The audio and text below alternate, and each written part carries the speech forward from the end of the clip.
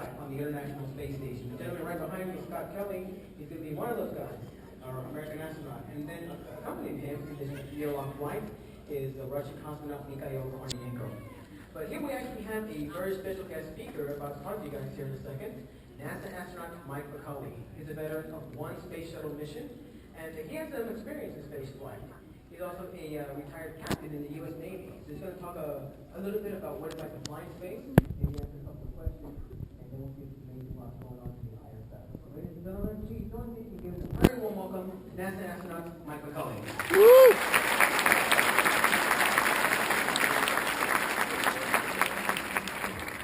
Well, I feel a little bit bad about interrupting what's going on, so I have a motto, by the way, that says there's no such thing as a bad short speech.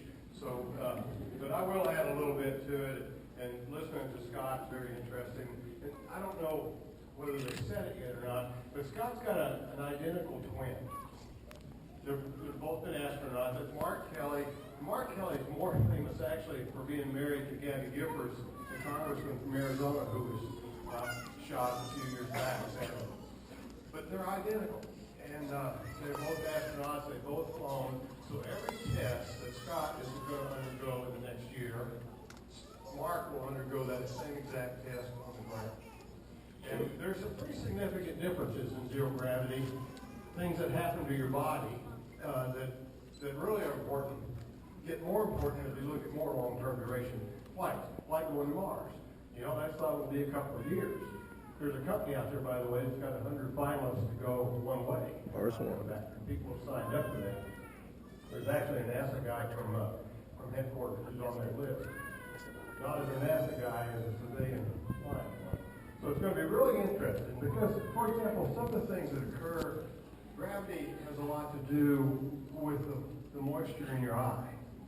And so you take care of gravity in dry eyes and have the calcium in our bones is very much related to, and of course gravity has been part of us since we were conceived, so it's always been there. So the strength of the bones, the brain regulates the amount of calcium in your bones to provide strength.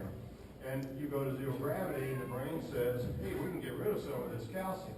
And you can trick the brain by doing things like this, or slapping your hands, or treadmills, where you're strapped down. But you have to put some shock into the bones in order for the brain to say, okay, we can't get rid of the calcium, for example.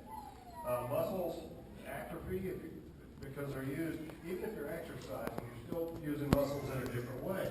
The digestive system is different. So it'll be interesting to watch over this year what they do.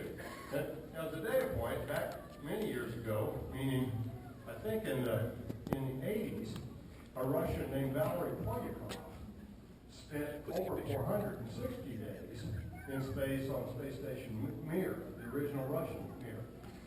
So that data point is already there for one guy, a doctor, and he took it on himself for that year. But you need more than just one person, and so this is an attempt, Scott and Mikhail, to add to that database and to learn more. Radiation is another thing. How much exposure can you have? That's an easy thing to measure, actually.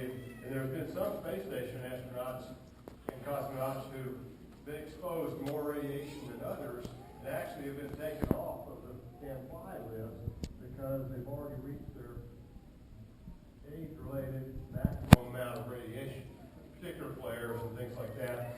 You can go hide in certain spots in the space station when somebody says solar flare, solar flare. In fact, last month we launched this mission that Al Gore originally conceived back when he was the vice president, to go out there about 1 million miles and just sit out there and watch for solar flares. And what that does is give us more notification time, more warning, whether it's satellite or space station or any of the other things on solar flare activity, which is what causes a lot of the problems. My flight, I was only a week. I wouldn't want to hear, actually, I don't think. I'm glad he's doing it, but I'm not sure I'd want to use. And he said it, if you were listening, he thought about it, warmed up to it, because it is a long time. Now, it's a little different. I once spent 72 days submerged on a submarine with absolutely no contact whatsoever to my family. The way it is now, they've got Skype and email, and while they're gone, much the way troops deployed to Afghanistan for 12 or 13 months, the capability to communicate with your family and your friends, or your coworkers back in the States is far enhanced now from what it was in the past. Now we did, this is an anecdotal story, we were only gone for a week, so it wasn't a huge deal in terms of separation from your family. But I did a CNN interview one day, and I had an aunt and uncle when I was growing up who were deaf, mutes, and I had learned sign language. So we're doing this CNN interview. There's 5 of us, 2 here and 3 across the back. And over the course of the CNN interview, I would do things like, that's an I in sign language. And I'd wait a minute until they were talking to somebody over there, not paying attention to me. I love you.